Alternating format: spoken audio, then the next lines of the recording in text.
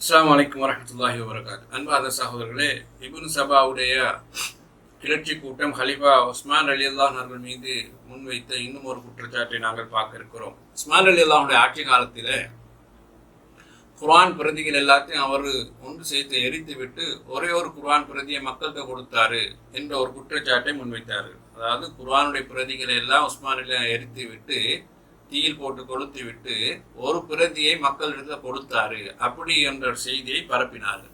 அப்ப எப்படி சொன்னா மக்கள் சும்மா பொங்கி எழுவாங்க, அதை எப்படி உஸ்மான் குர்ஆன்ல கையை வைப்பாரு அப்படின்ற மாதிரி சாதாரண ஒரு மனிதனுக்கு ஏற்படக்கூடிய ஒரு இயல்பு தானே.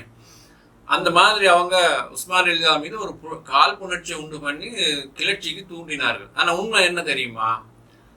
உஸ்மான் ரலியல்லாஹு ஆட்சி காலத்தில், அதாவது ஹிஜ்ரி 24 நினைக்கிறேன், அந்த ஆட்சி கால பகுதியிலே இன்றைய ரஷ்யாவுடைய பகுதியில் ஆர்மேனியா மற்றும் அசர்பைஜான் பகுதியில் ஒரு யுத்தம் நடந்து கொண்டிருக்கிறது. அந்த யுத்தத்தில் பல்வேறு மக்கள் கலந்து கொண்டிருக்கிறார். அதாவது மதீனத்து முஸ்லீம்கள் மட்டுமல்லாமல் மக்காவுடைய முஸ்லீம்கள் பல்வேறு பகுதியில் இஸ்லாத்துக்கு வந்தவர்கள் எல்லாம் அந்த பகுதியில் கலந்து கொண்டு தான் இருக்கிறார்கள். போர் நடைபெற்று கொண்டிருக்கக்கூடிய அந்த நேரத்தில் ஒரு குர்ஆன் ஓதுகிறார், ஒரு வசனத்தை ஓதுகிறார், இன்னொரு மாதிரி ஓதுகிறார், இன்னொரு மாதிரி ஓதுகிறார். ஒரு வசனத்தை அல்லது ஒரு சூறாவை ஒவ்வொருத்தரும் ஒவ்வொரு வகையாக ஓதுகிறார்கள். அப்படி ஓதுகிற போது ஒவ்வொருத்தர் என்ன சொல்றாரு, இவர் பிழையா ஓதுறாரு, இவர் பிழையா ஓதுறாரு, நான் ஓதுறதுதான் சரி என்று ஒரு நிலைமை உண்டாகுது. அப்படி உண்டாகுது யார் இடத்துல? படை வீரர்களிடத்துல உருவாகுது.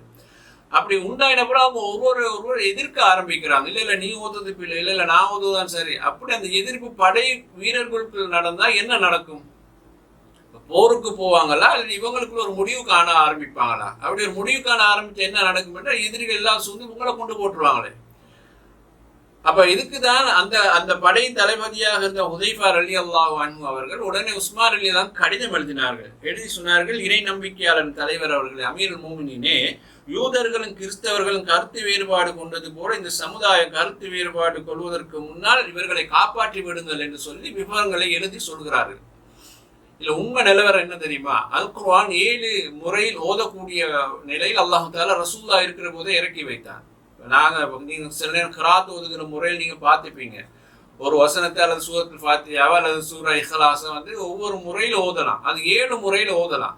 அப்ப அது சஹாபாக்கள் காலத்துல அது புழக்கத்துல இருந்தது.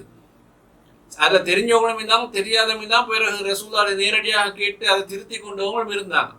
இப்படித்தான் அந்த படையிலையும் ஓதி கொண்டிருந்தாங்க. அப்ப 7 பேர் 7 விதமாக ஓதுகிற போது ஒவ்வொருத்தர் ஒவ்வொரு பிழை என்று பிடிச்சு கொண்டு போனா, நான் மட்டும்தான் சரி என்று போனா எது தீர்வு காண்றது என்றதுக்காக வேண்டிதான் உடனே ஹுதைஃபா ரலியல்லாஹு ஹலீஃபாவுக்கு விஷயத்தை எத்தி வைத்தார். அப்ப அவங்க பார்த்தாங்க, இது நிலவரம் சரியில்லை. உடனே என்ன செய்தாங்கன்னு சொன்னா, அபூபக்கர் ரலியல்லாஹு ஆட்சி காலத்துல குர்ஆன் பிரதிகள் ஒன்று சேர்க்கப்பட்ட ஒரு பிரதி ரசூலுல்லாஹுடைய மனைவியிடத்துல இருந்தது, அப்ஸா ரலியல்லாஹு. உடனே அதை கொண்டு வர செய்து ஒரு குழுவை நியமித்தார்கள். அதுல ஸைத் இப்னு சாபித் ரலியல்லாஹு தலைமையில தான் ஆரம்பித்தாங்க. யார் இந்த ஸைத் இப்னு சாபித் என்றா, இவர் ரசூலுல்லாஹுடைய காலத்திலே குர்ஆனை எழுதியவர். அப்ப அவர் ஹயாத்தோடு தான் இருக்கிறார் இன்னும். அதே போல அபூபக்கர் ரலியல்லாஹு காலத்துல குர்ஆன் தொகுக்கப்பட்ட நேரம் இவர் தான் அதுல கலந்து கொண்டார். இவருடைய தலைமையில தான் அது நடந்தது. இப்போ மறுபடியும் அவருடைய தலைமையில தான் உஸ்மான் ரலியல்லாஹு போடுறார். இதை கவனமா நீங்க நினைவில் வைத்துக் கொள்ளணும். அப்ப அல்லாஹ்வுடைய உதவி பாருங்க. அந்த 3 சந்தர்ப்பத்திலையும் ஸைத் இப்னு சாபித் ரலியல்லாஹு அவரோட சேர்த்து 2 நபித்தோழர்களையும் போட்டார்கள். போட்டு ஒரு கிராத் வடிவில இந்த குர்ஆனை தொகுக்க சொன்னார்கள். 7 முறையில ஓதுற முறை ஒன்று இருக்குது. ஆனா சமூகத்துல அது குழப்பமா மாறுது. இப்போ ஹிலாஃபத் விரிவடைந்து இருக்கக்கூடிய காலத்துல ஒவ்வொரு மாதிரி சொல்லுவா, கடைசி தொழவும் மாட்டானே பின்னால போய் நான் ஓதுற முறைக்கு இவன் தொழுகிறான் இல்லைன்னு தொழாமல் புறக்கணித்து போவார்களே. எனவே உஸ்மான் என்ன செய்தாங்கன்னா, அந்த குர்ஆன் பிரதி எல்லாத்தையும் தொகுத்த 3 பேரையும் கொண்டு வர செய்து அவங்கள்ட்ட சொன்னாங்க, நீங்க குறைஷியினுடைய வட்டார மொழியில் இந்த குர்ஆனை தொகுங்க. ஏதாவது பிரச்சனை அவங்க அந்த வட்டார மொழியின் அடிப்படையில் அந்த முடிவுக்கு கொண்டு வாங்க. ஏன்னா குறைஷியினுடைய மொழியின் அடிப்படையில் தான் குர்ஆன் அல்லாஹ் தஆலா இறக்கி வைத்தார். எனவே அவங்க ஒரு குழுவிடம் பாடம் கொடுத்தாங்க. அது நபித்தோழர்கள், குர்ஆனை ரசூலுல்லாஹ் காலத்தில் எழுதியவர்கள். அவர்களிடத்துல கொடுத்து ஒரு கிராத் முறைக்கு அந்த குர்ஆனை தொகுத்தது பின்னால அந்த குர்ஆனுடைய அந்த பிரதியை எடுத்து அந்த அசர்பைஜானுக்கும் அர்மேனியா பகுதியில் இருக்கக்கூடிய மக்களுக்கும் அனுப்பி, ஏனைய கிலாஃபத்துடைய எல்லா பகுதிகளும் அனுப்பி, இதுதான் இந்த நடைமுறைக்கு வரணும் அப்படின்னு அனுப்பினாங்க. அதே நேரம் அபூபக்கர் ரலியல்லாஹு காலத்துல 7 முறையிலும் தொகுக்கப்பட்ட அந்த கிராத் முறையில் வடிவமைக்கப்பட்ட அந்த குர்ஆன் பிரதி அதுல எந்த மாற்றத்தையும் அவங்க செய்யல. அதையும் திரும்பவும் அப்ஸா ரலியல்லாஹு அன்ஹு கொடுத்து அனுப்பிட்டார்கள். இதுதான் உஸ்மான் அலிலான் நடந்த காலத்தில் நடந்த குர்ஆனுடைய தொகுப்பினுடைய சாராம்சம். இப்போ உஸ்மான் அலிலான் குர்ஆன்ல எந்த ஒரு மாற்றத்தையும் செய்யல, எந்த ஒரு எழுத்து மாற்றத்தையும் செய்யல, சட்ட ரீதியான இந்த வசனங்கள்ல மாற்றமும் செய்யவும் இல்லை. அவங்க செய்ததெல்லாம் ஒரு கிராத் அடிப்படையில் ஓதக்கூடியதாக குர்ஆனை தொகுத்து தந்தது. இன்றைக்கு நாங்கள் இலங்கையில எல்லாரும் ஒரு கிராத் முறைப்படி தானே குர்ஆன் ஓதுறோம்.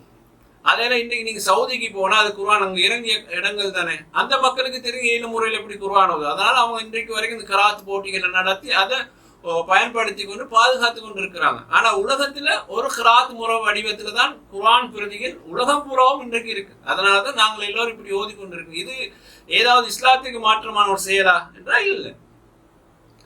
இது ரசூலோட காட்டிய வழிமுறைக்கு மாற்றமாண்டா இல்ல. அப்ப இதை வைத்துக் கொண்டு உஸ்மான் அலிலான் கொல்லப்படணும், அவருடைய ஆட்சியில் இது இறக்கப்படணும் என்று போராட்டம் நடத்துறதா இருந்தா இவங்க நல்லவங்க அல்ல, இவங்க குழப்பவாதிகள், பயங்கரவாதிகள் என்பது புரிந்து கொள்வதற்கு இது லேசாக இருக்கும். என உஸ்மான் அலிலான் அவர்கள் மீது வைக்கப்பட்ட இந்த குர்ஆனை எல்லாம் அவர் எரித்து போட்டார் என்ற செய்தியை பின்னணியை பார்க்காமல் நேரடியாக நாங்கள் இதை பார்த்தோம் என்று சொன்னால் பெரும் குழப்பம்தான் ஏற்படும் என்பதை நாம் இந்த இடத்திலே புரிந்து கொள்ள வேண்டும். அஸ்ஸலாமு அலைக்கும் வரஹ்மத்துல்லாஹி வபரகாத்துஹு.